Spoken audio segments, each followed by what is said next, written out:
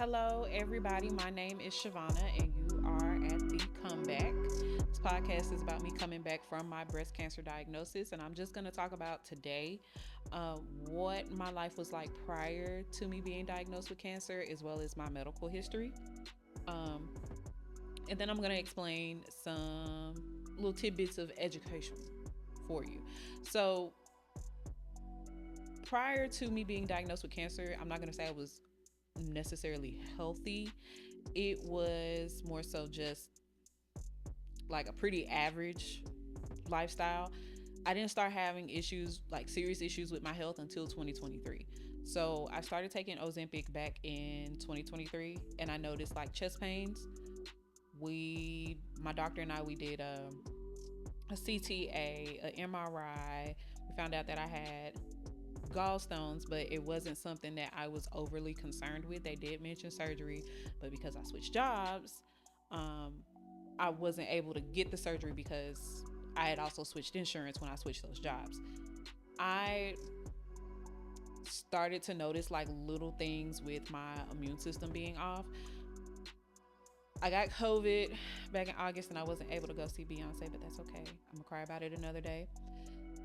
I got mono right after that. Leading up to December, I started to notice changes within my body. So November of 2023, I got two new bras. And I remember the lady at a fitting place making a mention to how different my right breast looked in comparison to my left.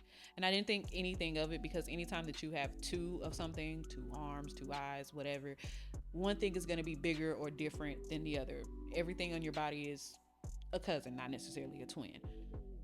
I went and got waxed closer to the end of November, and then in December, the day I found the breast lump, I was hanging out with my friends, and I remember my homegirl making a mention of how large my breast looked. A little side note: my breasts have always been large, so that didn't bring any attention. It didn't ring any alarm bells to me.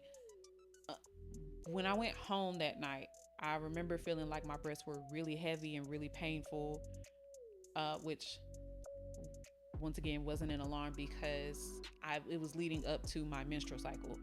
Something told me to just feel like feel it, and I remember laying on the bed, and I was kind of like laying like this, and I remember caressing the right side of my breast, and that's when I felt it. So the lump was located on the right side of my right breast, and it kind of felt like a little rock, like a little pebble.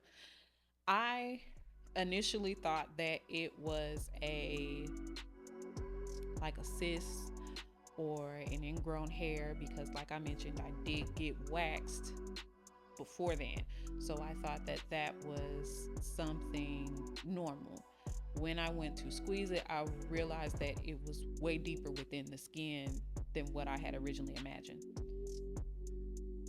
I went to see my PCP and she did her initial exam and she told me, I don't think it's cancer. You're too young for it to be cancer and you don't have a family history of cancer. So in my mind, I was like, oh, well, it's probably just fibrocystic breast.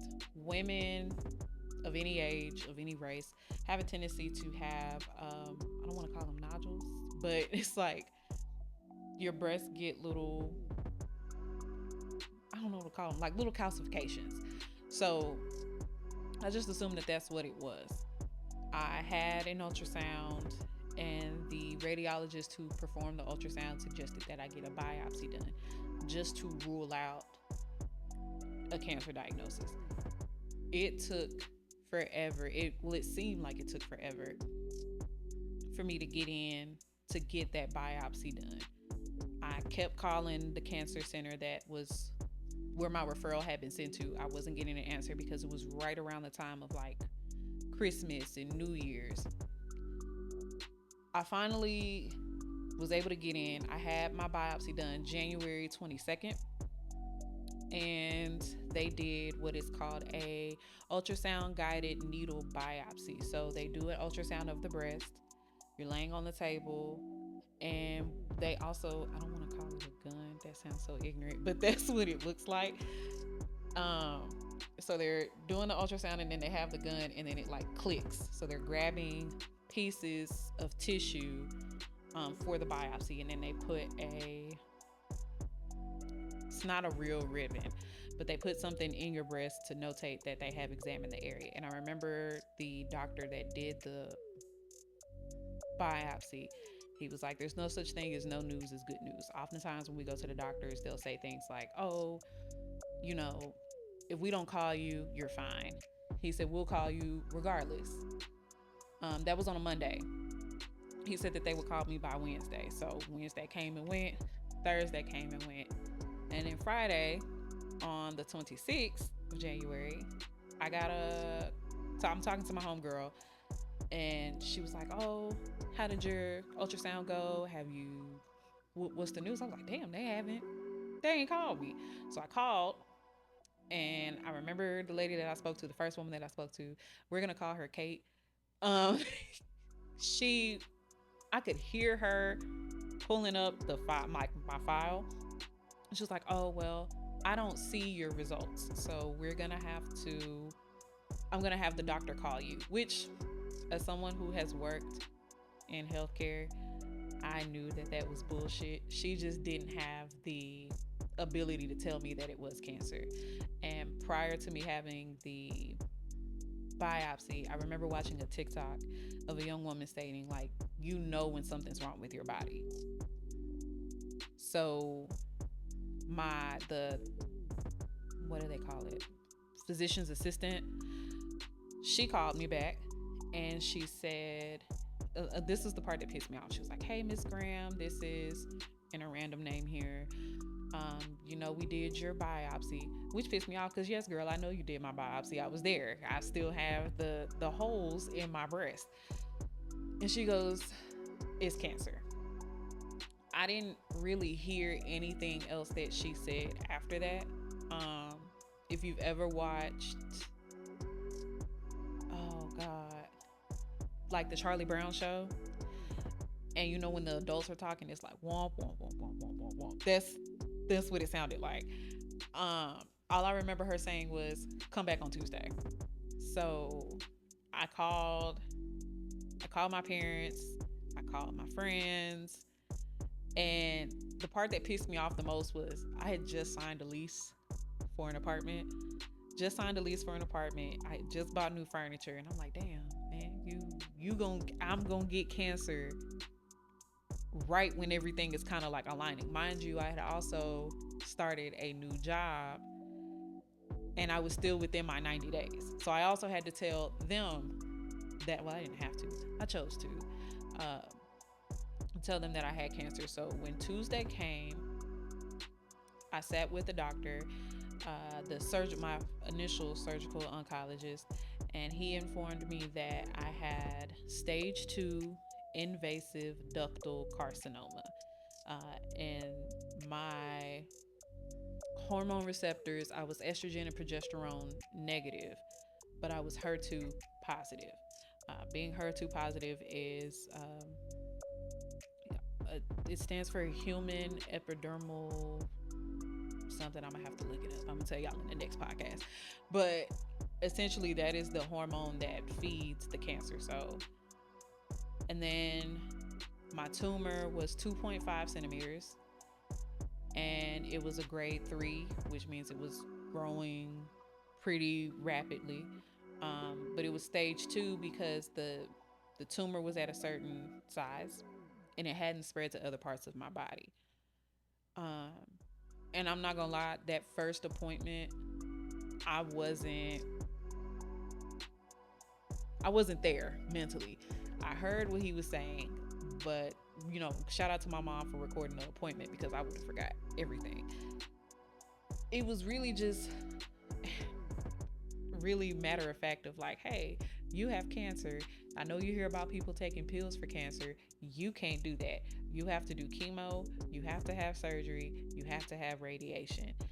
um, which was kind of like, I guess I kind of expected like a little more of like somebody treating me with kid gloves. And what really kind of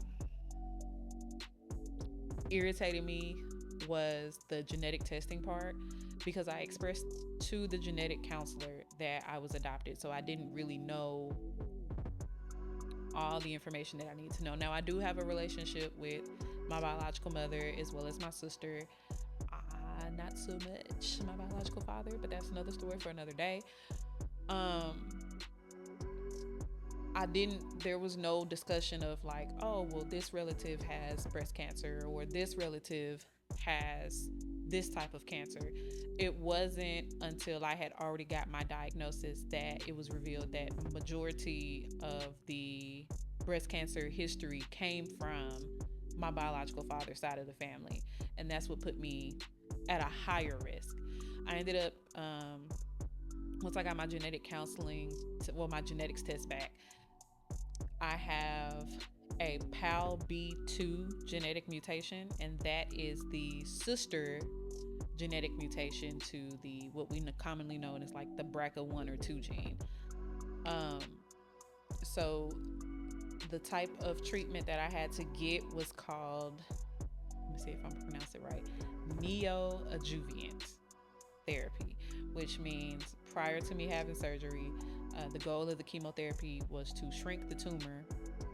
And then I was going to have surgery and then radiation afterwards. I had to have a port placed in.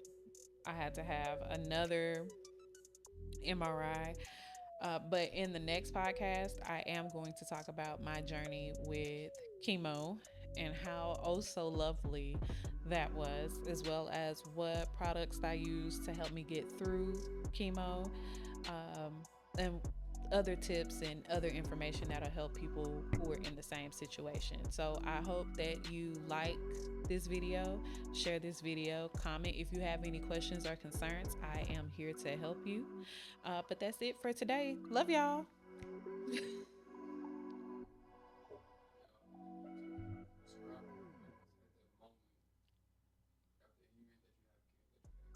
So you want me to describe my feelings the moment I found out that I had cancer? You ain't got no tissue. um. So what, you gonna slide this part in? Okay. So when I found out that I had cancer, honestly and truly, I think finding the tumor was the first part. But because when I was telling my friends that I found the tumor, they were like, oh, it's not cancer. Because everybody's trying to give you good advice and good feelings. But I felt in my head, I was like, yeah, I got cancer. So, see, there it goes.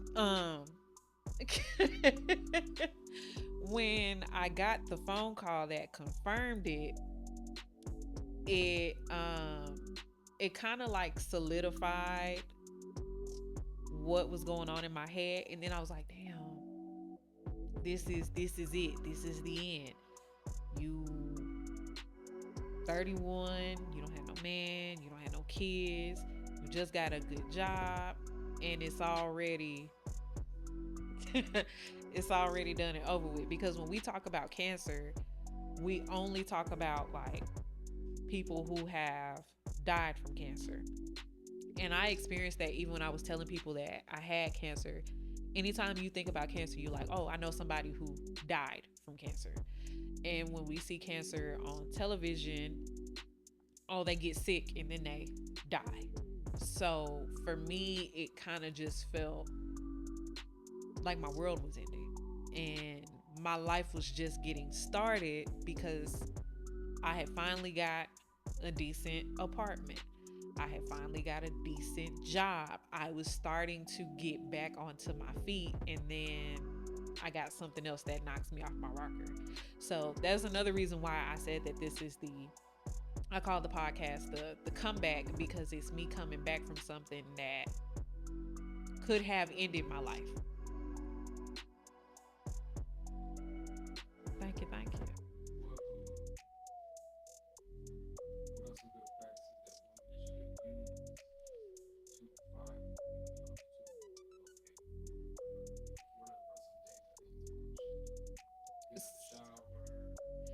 So it's not a daily thing.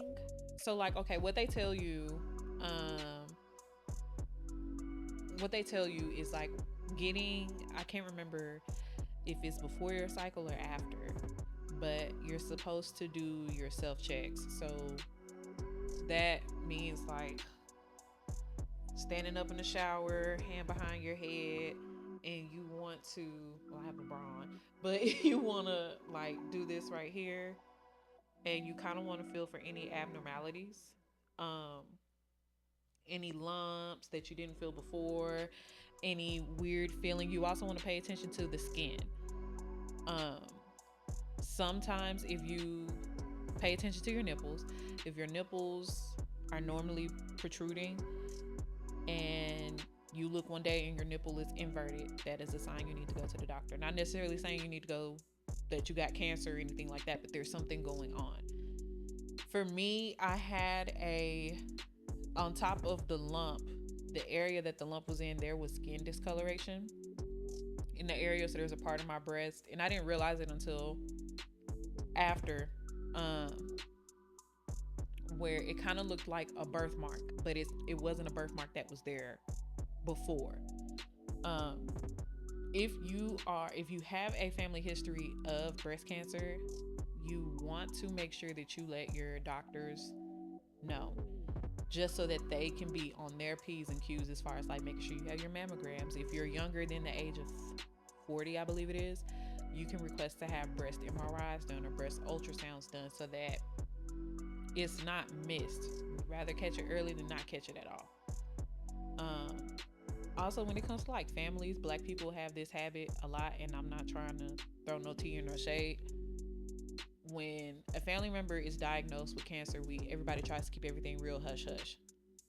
We cannot afford to do that, especially as black women, when we have a higher risk of dying from breast cancer. We have higher risk of developing or being diagnosed with triple negative breast cancer, which is highly aggressive.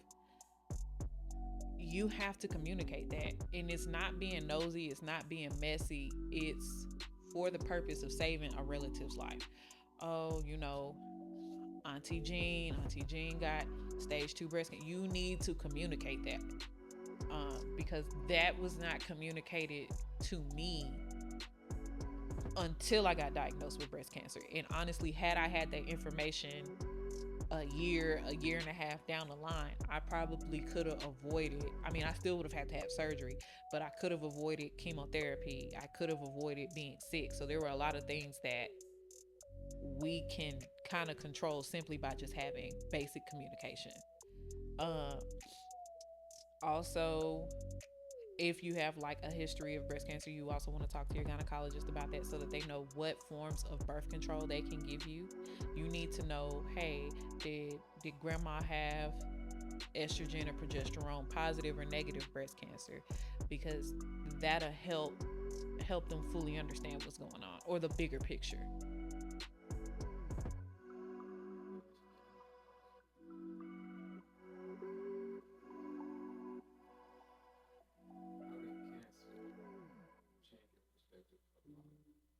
Everything is temporary.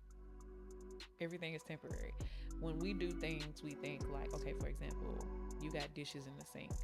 You think, oh, I'll wash those dishes tomorrow. Tomorrow is not promised to you. And that's not to say that like I was super sickly during cancer, but like I said, we hear about people dying from cancer. Cancer made me realize that the relationships that you have are important. Like, not just a romantic partner, but your friendships, your family relationships.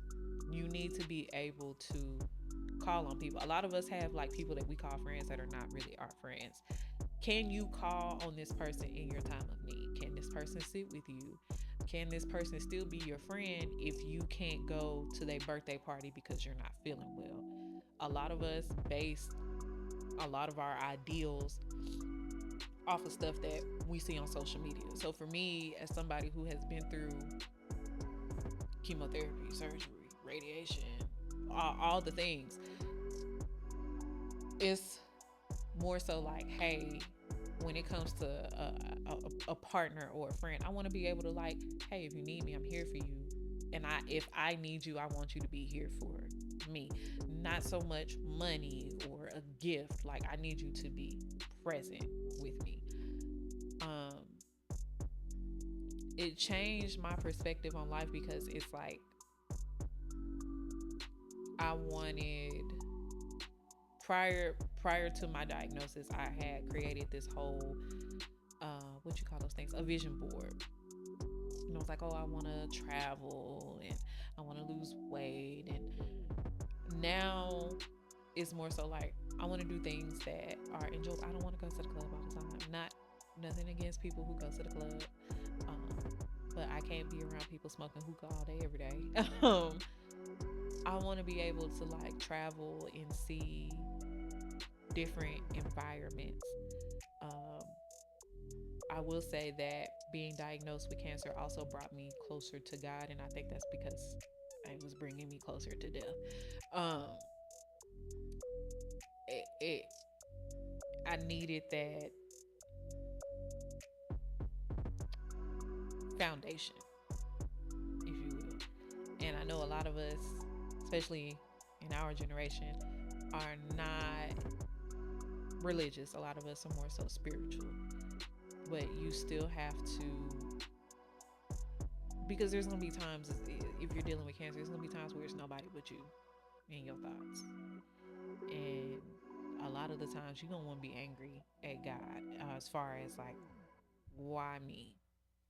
Why not somebody else? And I thought about that.